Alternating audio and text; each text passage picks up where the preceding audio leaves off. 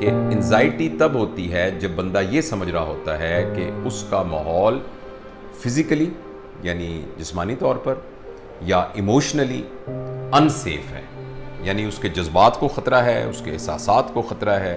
اس کی پوزیشن کو خطرہ ہے، یا اس کو کوئی جسمانی خطرہ ہے۔ تو ایسی صورت کے اندر اگر جو کیفیت پیدا ہو لیکن یہ ہو صرف اس کا اندیشہ اور وہ ہو سیف، مثال کے طور پر ایک آدمی یہ سمجھتا ہے کہ میں ایک کمرے کے اندر دروازہ بند کر لوں گا تو کہیں میں مر نہ جاؤں،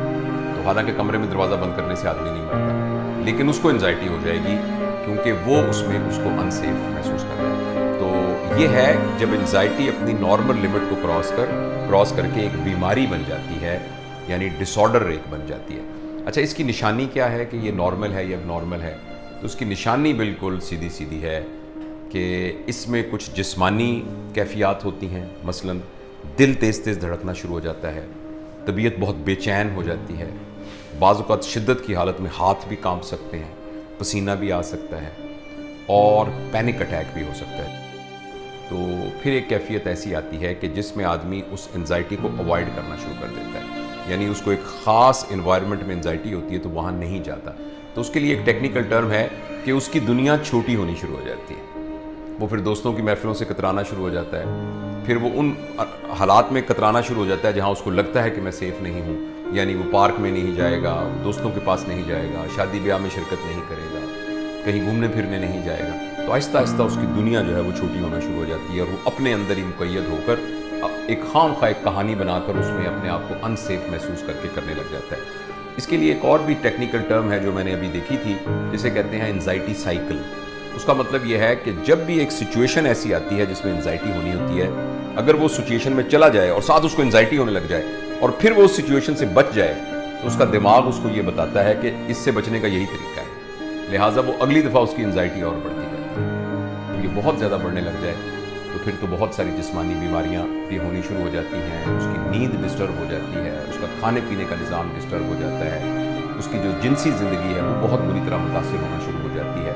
اور وہ اپنے کام کو اوائڈ کرے گا، دفتر میں نہیں جائے گا، جو بزنس ہے اس میں اس کا انٹرسٹ نہیں ہوگا، غلط فیصلے کر سکے گا۔ یہ ہے انزائٹی۔ ایک تو یہ ہے کہ انزائٹی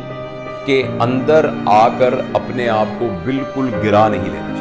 یعنی جو ہی انزائٹی ہوئی اور انزائٹی میں آدمی بالکل ایک خوف کی کیفیت میں چلا گیا تو وہ بالکل ہی، یعنی جسے کہنا چاہیے کسی گروو میں چلا گیا، کسی خندق میں گھس گیا، بالکل اپنے اندر ہی دھنس گیا۔ ایسا نہ کریں، اپنے روزمرہ کی معمولات کو ویسے ہی کرنے کی کوشش کریں، یعنی اپنی نیند کا خیال رکھے، یعنی اپنی خوراک کا خیال رکھے، اپنی صحت کا خیال رکھے، اپنے صحت مند ریلیشنز کا خیال رکھے۔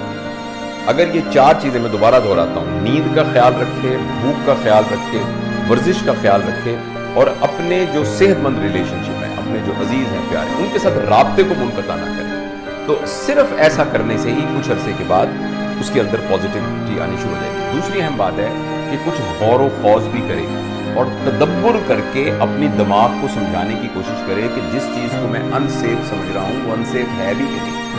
اور بہت دفعہ اللہ پاک نے جو فکر انسان کو دی ہے، جو غور و خوض کی طاقت دی ہے، جو بیٹھ کے مراقبہ کرنا، جو بیٹھ کے اپنے آپ کو سمجھانا، کسی بات پہ تدبر کرنا، اس سے آدمی سمجھ لیتا ہے، پوری سچویشن کا اندازہ لگا کے وہ دیکھتا ہے کہ میں جس وجہ سے پریشان ہو رہا ہوں وہ اتنی پریشانی والی بات ہے نہیں جس کو میں سمجھتا ہوں، اور بعض اوقات وہ واقعی پریشانی والی بات ہوتی ہے مگر وہ بات ایسی ہوتی ہے کہ جو ہمارے اختیار میں نہیں ہوتی۔ تو اگر کوئی ایسی بات ہے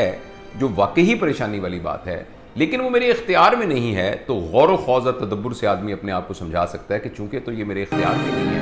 لہٰذا اس کے ساتھ ہی مجھے ایڈجسٹ کرنا پڑے گا۔ یہ دو باتیں ہو گئی۔ اور تیسری اہم بات ہے کہ جس سچویشن میں ہمیں انزائٹی ہوتی ہے ہمیں وہ سچویشن اوائڈ نہیں کرنا چاہیے۔ میں مثال دیتا ہوں، فرض کریں کسی کو اس بات سے بڑی انزائٹی ہوتی ہے کہ کوئی بلی کو دیکھ کر اس کو انزائٹی ہونی شروع ہو جاتی ہے، تو ایک دفعہ